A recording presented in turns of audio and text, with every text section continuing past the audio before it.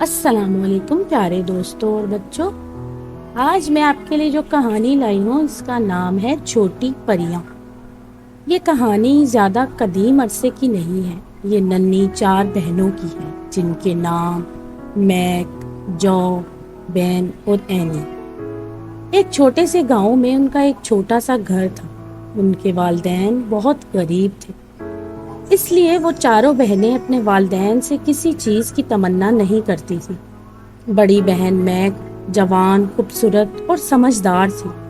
جو کے سنہری بال تھے اور وہ بہت ہوشیار تھی۔ بہن شرمیلی اور نازک تھی اور اینی سب سے زیادہ چھوٹی تھی اور سب سے زیادہ خوبصورت بھی۔ ان سب کا آپس میں بہت مضبوط رشتہ تھا۔ گاؤں والے ان بہنوں کی بہت زیادہ تعریف کرتے تھے اور انہیں ننھی پریاں کہہ کر بلاتے تھے۔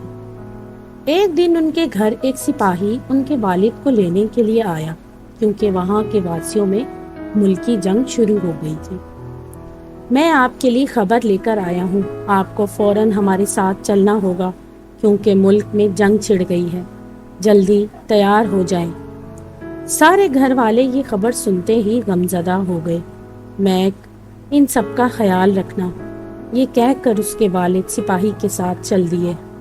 کچھ دن گزر جانے کے بعد جب والد نہیں لوٹے تو گھر والوں کے حالات خراب ہو گئے۔ ان کے پاس راشن لانے کے لیے بھی پیسے نہیں تھے۔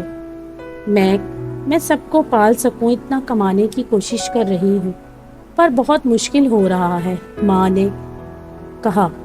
فکر نہ کریں امی جان، کچھ دن کی بات ہے، ایک دفعہ ابو آ جائیں گے تو سب ٹھیک ہو جائے گا، تب تک نہ جانے کیا ہوگا، میری کچھ سمجھ نہیں آ رہا۔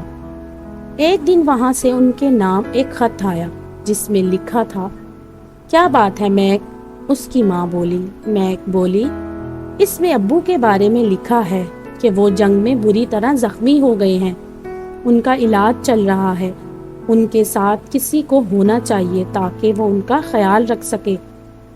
تب تو مجھے جلد ہی جانا ہوگا، پر کیسے؟ میرے پاس تو جانے کے لیے بھی پیسے نہیں ہیں، اب میں کیا کروں؟ فکر نہ کریں امی جان، آپ جانے کی تیاری کریں، باقی سب میں سنبھال لوں گی۔ جو یہ کہہ کر گھر سے باہر گئی اور جب وہ لوٹی تو اس کے ہاتھ میں پیسے تھے۔ بولی، یہ لے امی جان، اتنے کافی ہوں گے نا؟ اتنے پیسے کہاں سے آئے؟ ماں نے پوچھا۔ جو بولی، میں نے اپنے سنہری بال بیچ کر پیسے کمائے۔ جب ان کی ماں ہسپتال چلی گئی تو سارے گھر کی باغ دوڑ چاروں بہنوں نے سنبھال لی۔ صفائی کرنا، برتن دھونا، کھانا پکانا اور ساتھ ساتھ موج مستی بھی۔ ایک دن بہن بیمار پڑ گئی، اسے تیز بخار آ گیا، وہ ٹھنڈ سے کانپنے لگی۔ تینوں بہنوں نے اس کا بہت خیال رکھا، لیکن بخار اتر ہی نہیں رہا تھا۔ سب ہی بہنیں پریشان ہو گئی۔ میک بولی، اب ہمیں ڈاکٹر کو بلانا چاہیے۔ جو ڈاکٹر کے گھر گئی، ڈاکٹر سے ساری بات کی اور واپس گھر آئی۔ ڈاکٹر نے بہن کے لیے کچھ دوائیاں دی اور بہنوں نے اس کا اچھی طرح خیال رکھا۔ بہن آہستہ آہستہ ٹھیک ہو رہی تھی اور اپنی ماں کو یاد کر رہی تھی۔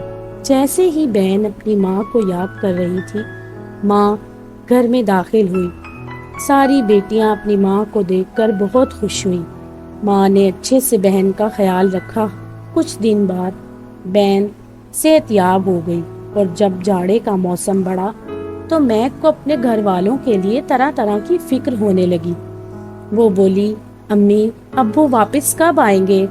انہیں بہت گہرا زخم ہوا تھا، ان کی ایک ٹانگ بھی ٹوٹ گئی تھی، مگر اب وہ خطرے سے باہر ہیں اور یہاں کبھی بھی آ سکتے ہیں۔ اس کی ماں نے بتایا، تمہیں اداس ہونے کی ضرورت نہیں، ابو کی بہت یاد آتی ہے، میں سمجھ سکتی ہوں میک، ایسے دور سے زندگی میں کبھی کوئی نہ گزرے۔ ایسا مت کہو امی، ایسے ہی تو ہم سب کچھ سیکھتے ہیں۔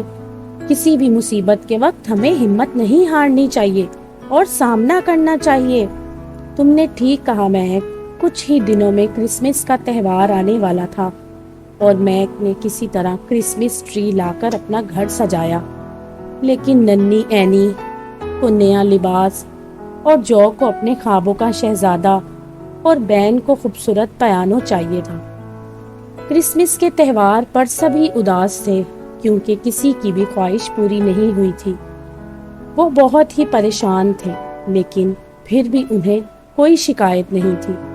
ان کی قسمت اتنی خراب تھی کہ ان کے پاس ناشتے کے لیے بھی پیسے نہ تھے۔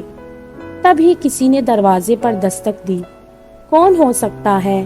کون ہے؟ دروازہ ہوا سے خود ہی کھل گیا اور دیکھا تو سامنے ان کے والد کھڑے تھے۔ سب لڑکیاں دوڑ کر اپنے والد سے چپک گئیں۔ اور میری ننھی پریوں، میں نے تم سب کو بہت مس کیا۔ یہ کرسمس کا سب سے پیارا تحفہ تھا۔ باپ کو اچانک دیکھ کر سب گھر والے بہت خوش ہوئے اور خوشی خوشی سے تہوار منایا۔ تو دوستو، اگر آپ کو میری یہ کہانی پسند آئی تو میرے چینل کو لائک اور سبسکرائب ضرور کیجیے گا۔